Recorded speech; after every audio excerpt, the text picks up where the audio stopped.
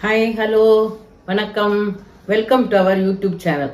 நான் இன்றைக்கி என்ன பண்ணியிருக்கேன்னாக்க இந்த மாதிரி அரிசி புட்டு, அரிசியில் வந்து ஸ்வீட் போட்டு புட்டு அம்பாளுக்கு ரொம்ப பிடிக்கும்னு நான் ஆக்சுவலாக இது வந்து நவராத்திரிக்கு லட்சுமிக்காக நான் பண்ணினேன். அப்லோட் பண்ண முடியல, எனக்கு த்ரோட் இன்ஃபெக்ஷன் ஆகிடுது, பேச முடியல. சன்னு ரொம்ப பிஸி ஆகிட்டான், அதனால் அப்லோட் பண்ண முடியல. சரி, இதை வந்து இப்போ அப்லோட் பண்ணோன்னா எல்லோரும் பார்த்து இதை பண்ணிக்கலாம். ஆடி வெள்ளிக்கிழமை, தை வெள்ளிக்கிழமை எல்லாம் பண்ணிட்டு நைவேத்தியம் பண்ணலாமேங்கிறதுக்காக தான் நான் இப்போ அப்லோட் பண்ணியிருக்கேன்.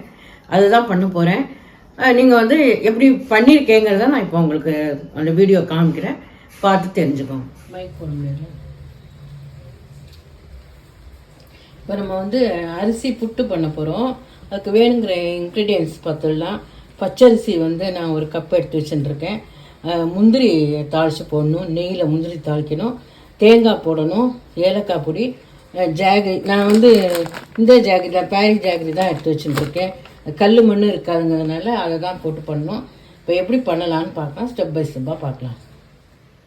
அடுப்பில் ஒரு கடாய் வச்சுட்டு இந்த அரிசியை போட்டு நல்லா வறுத்துக்கணும். நல்லா செவக்க வறுக்கணும்.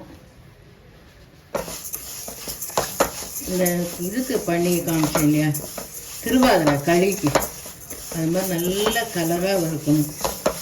அப்போ தான் புட்டு வந்து உதிராக வரும். இது வந்து மாவு பண்ணலாம். அரிசியை களைஞ்சிட்டு ஊற வச்சுட்டு அப்புறமா அதை நல்லா காய வச்சுட்டு கொஞ்சம் நேரம் மிக்சியில் போட்டு பொடி பண்ணி அதை சலிச்சுட்டு அதுலேயும் பண்ணலாம். இது கொஞ்சம் ஈஸி, இது கொஞ்சம் டக்குன்னு பண்ணிடலாம். அதுக்காக அதை பண்ணி காமிக்கிறேன். புட்டு வந்து ரொம்ப ட்ரெடிஷ்னல் ஃபுட். அது அம்பாளுக்கு ரொம்ப உகந்தது. அந்த புட்டு நல்லா செவக்க வறுக்கும், கருகிடாமல் சின்னதாக வச்சுட்டு மீடியம் ஃப்ளேமில் வச்சுன்னு வறுக்கணும். நானும் ஒரு 10 நிமிஷமாக வறுத்துட்டுருக்கேன். ஃப்ளேம் பாருங்கள், சின்னதாக மீடியம் ஹையில் தான் வச்சுருக்கேன். இப்போ தான் செவக்கிறது. நல்லா இப்படி செவந்தால் தான் நல்லா உதிராக வரும், இல்லைன்னா அப்படியே கட்டியாக ஆகும், உதுக்கிறது கஷ்டம். அதனால் நல்லா செவக்க வறுத்துட்டு மாவையும் அப்படி தான் வறுக்கணும். மாவு நம்ம அரைச்சிட்டோன்னா அந்த மாவையும் நல்லா செவக்க வறுத்தா தான் நல்லா உதிராக வரும். போரும்னு நினைக்கிறேன், இன்னும் கொஞ்சம். இதை வந்து நல்லா நைஸ் ரவை மாவாகிறதுக்கு முன்னாடி அந்த அந்த ஸ்ட்ரக்சரில் வந்து மிக்சியில் ஆற வச்சு பொடி பண்ணணும். நான் இதை பொடி பண்ணி வந்துட்டு காமிக்கிறேன் உங்களுக்கு. நல்லா ஆற வச்சு உடச்சின்னு வந்துட்டேன். இந்த மாதிரி இருக்கணும், ரொம்ப நைஸு ரவையாக இருக்கணும், மாவாயிடக்கூடாது. இந்த மாதிரி உடச்சி வச்சுட்டு இதை இப்போ வந்து எப்படி பண்ணலான்னு பார்க்கலாம். இப்போது இந்த கப்பில் கும்பலாக ஒரு கப்பு மாவு இருக்குது. இப்போ இந்த மாவு வச்சு தான் நம்ம வந்து தண்ணி, வெல்லம் எல்லாமே எடுக்கணும். இப்போ வந்து 1.5 கப்பு தண்ணி வச்சுருக்கேன். இதை விட்டு பெசரணும். இப்போ சூடு பண்ணிடுறேன் தண்ணியை. ரொம்ப கொதிக்க வேண்டாம், கொஞ்சம் விதன்னு இருந்தால் போதும். கை பொறுக்கிற சூடு. இதில் 1 பிஞ்சு சால்ட்டு போடுறேன்.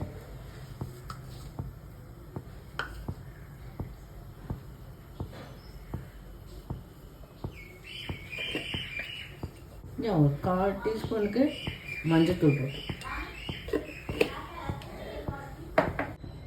இப்போது இந்த தண்ணியை கொஞ்சமாக விட்டு இப்படி பெசரணும். தண்ணி ஊற்றிடக்கூடாது, அப்படி பெசரி விடணும். இதை வந்து இட்லி பானையில் வச்சு வேக வைக்கணும். இதை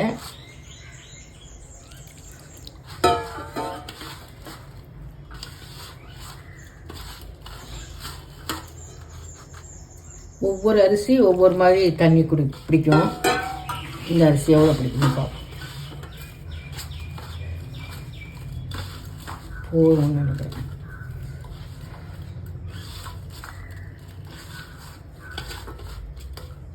அரிசி நல்ல மணமாக இருக்குது, வறுத்ததால் நல்லா மணமாக இருக்கு. போதும் நினைக்கிறேன், போதும்.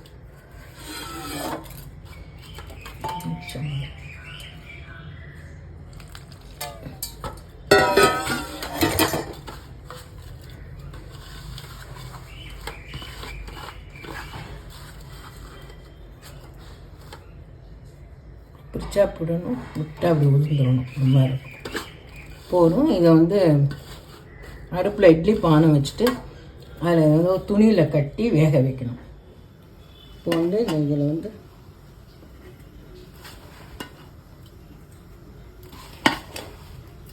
இதை போட்டு நல்லா கட்டிட்டு ஒரு 7 நிமிஷம் நல்லா வேக விடணும்.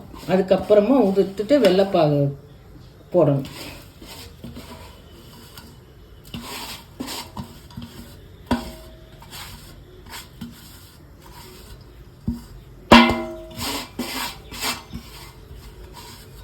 கொஞ்சம் வேலைப்பாடு தான், ஆனால் நல்லா ட்ரெடிஷ்னல் ஃபுட்டு இது.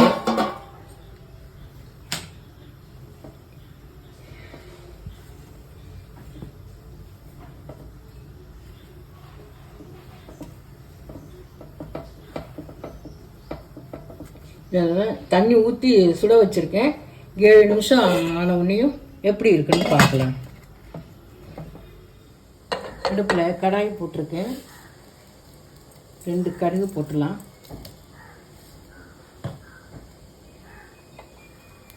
கடுகு வெடிக்கட்டும். நான் வந்து இந்த வேர்க்கடலையை வந்து ஓவர் நைட் ஊற வச்சுட்டு ஒரு 5 விசில் போட்டு வேக வச்சேன். குக்கரில் போட்டு 5 விசில் வாங்கி வச்சுருக்கேன்.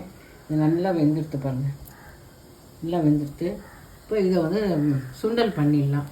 சுண்டல் எல்லோரும் பண்ண தெரிஞ்சது தான், இருந்தாலும் நான் எப்படி பண்ணுறேங்கிறதையும் காமிச்சிட்டேன்.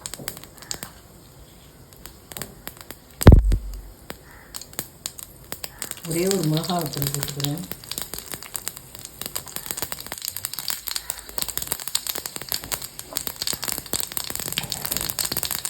கருவேப்பிலை போட்டுக்கிறேன். இப்போ இந்த வேக வச்ச சுண்டல்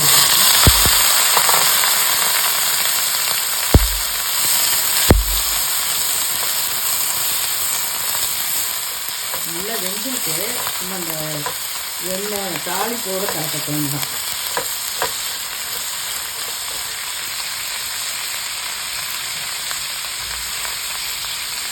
துருகின தேங்காய் 1 ஸ்பூன் போடுறேன்.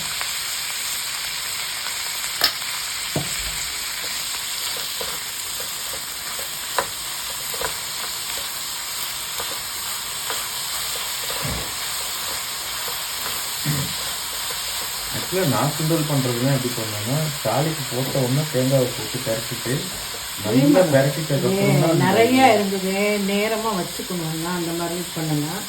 உடனே சாப்பிட்றது. இந்த நான் நேற்று பண்ணினேன் இல்லையா, அந்த துர்க்கையோட இருக்கும்போது அந்த பொடியை வச்சுருக்கேன். அது ஒரு ஸ்பூன் போடும். இது தனியா, கடலைப்பருப்பு, உளுத்தம்பருப்பு, பெருங்காயம், கருவேப்பிலை, மிளகாய் வத்தல் எல்லாம் போட்டு வெறும் வானலியில் வறுத்துட்டு அதை பொடி பண்ணி வச்சுருக்கேன். இது எல்லா சுண்டல் வகைகளுக்கும் போடலாம். கறி பொரியெல்லாம் பண்ணோன்னா கூட இது போடலாம். இதை பண்ணி வீட்டில் வச்சுக்கலாம், ஸ்டோர் பண்ணி வச்சுக்கலாம். ரொம்ப ஸ்டோர் பண்ணக்கூடாது, வாசனை போயிடும். ஒரு வாரத்துக்கு வேணுங்கிறது, ஒரு 4 நாளைக்கு வேணுங்கிறத ஸ்டோர் பண்ணி வச்சுக்கலாம். இது ரொம்ப டேஸ்ட்டாக இருக்கும், நல்ல வாசனையாக இருக்கும். அதான் சுண்டல் ரெடி ஆகிட்டு. லக்ஷ்மி தாயாருக்கு சுண்டல் ரெடி. புட்டு வந்து வெந்துட்டுருக்கு. அதான் சரி அதுக்குள்ளே இதை பண்ணிடலாமேன்னு சொல்லிட்டு தான் பண்ணுறேன். புட்டு வெந்துட்டுருக்கு. அதை இது பண்ணோன்னா பாகு வச்சு எப்படி கலர்னு காமிக்கிறேன். சுண்டல் ரெடி ஆகிடுச்சு. இப்போ இது எப்படி வெந்திருக்குன்னு பார்க்கலாமா?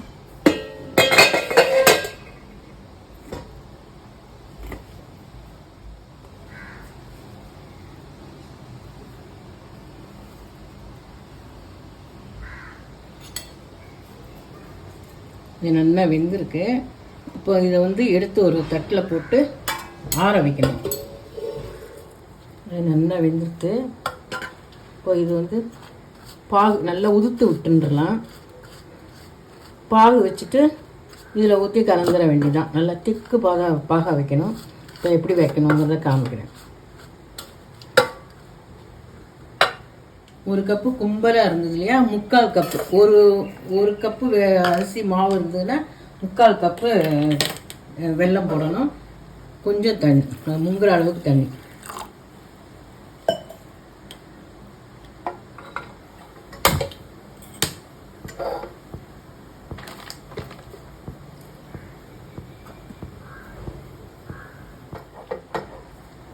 வெள்ளை பாகு கொதிக்கிறது. இது சீக்கிரம் ஆகிடும் இந்த வெல்லம், அதனால தான் சரி அதை உதுத்துட்டு அதுக்கப்புறமா வெள்ளைப்பாகு வச்சுக்கலான்றது. இப்போ ஆயிடும் வெல்லம், கல் மண்ணே இருக்காது, க்ளீனாக இருக்கும்.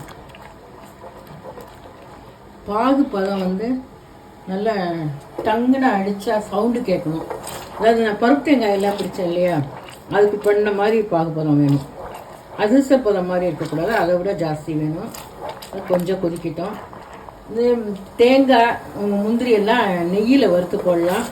நம்ம கொஞ்சமாக இப்போவே காலி ஆகிடும்னா பச்சையாக போடலாம் தேங்காய், இல்லைன்னா நெய்யில் முந்திரியை வறுத்துட்டு தேங்காயும் வறுத்து போட்டு பண்ணிக்கலாம். இதில் ஏலக்காய் பொடி போட்டுடலாம், 1 ஸ்பூன் ஏலக்காய் பொடி போட்டுருவேன்.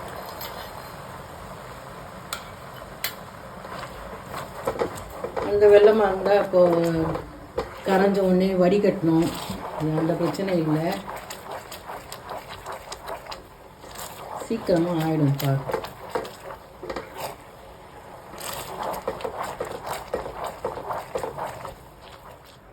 பாகு நல்லா ஆகிடுத்து, உருட்டை வருது, இந்த சவுண்டு கேட்குறது. இப்போ அதை ஆஃப் பண்ணிடலாம். ஆஃப் பண்ணிவிட்டு இதில் போட்டு கலந்துடலாம்.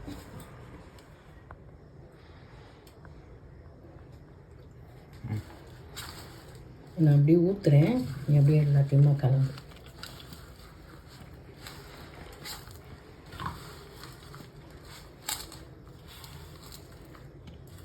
சரியாக இருக்கும்.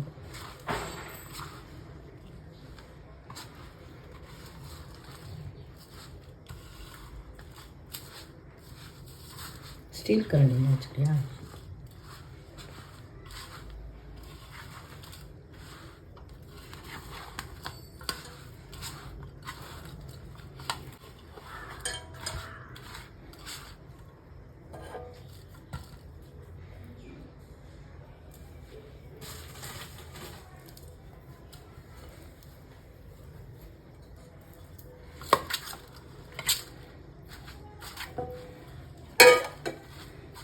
இப்போது நெய் வச்சு இந்த முந்திரியை பொரிச்சிடலாம். முந்திரியை வறுத்து போட்டலாம்.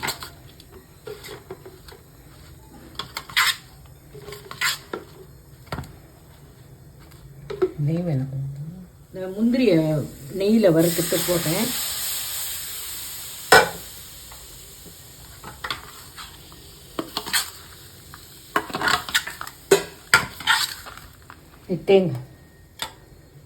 தேங்காயும் 2 ஸ்பூன் போடுறேன். இதையும் கூட நெய்யில் வறுத்துட்டு போடலாம். இது உடனே காலியாக போடுறது தான், கொஞ்சம் தான் பண்ணியிருக்கேன். நிறையா குவான்டிட்டி பண்ணால் இதையும் நெய்யில் வறுத்துட்டு போட்டால் 2 நாள் வச்சுக்கலாம். இது உடனே காலி ஆகிடும், அதுக்கு தான் பண்ணியிருக்கேன். நல்லா சேர்த்து எல்லாத்தையும் கலந்து கமகமகமான வாசனையாக இருக்குது. அரிசி வறுத்தது, இந்த பாகோட மனம், நெய்யில் முந்திரி தாளிச்சது, இந்த தேங்காயும் அந்த சூட்லேயே நல்லா வாசனை வருது. ரொம்ப நல்லா இருக்குது. புட்டு ரெடி ஆகிடுது. நீங்களும் இந்த மாதிரி ஈஸி மெத்தட் இது செஞ்சு பார்க்குறதுக்கு. நம்ம அரிசி எல்லாம் களைஞ்சி உணர்த்தி அதை மிக்சியில் அரைச்சி, அதுக்கு இது ரொம்ப ஈஸி. எங்கள் மாமியார்லாம் பாவம் அப்படி தான் கஷ்டப்பட்டு பண்ணுவாள். இது ரொம்ப ஈஸியாக இருக்குது. நீங்களும் இந்த மாதிரி பண்ணி பாருங்கள்.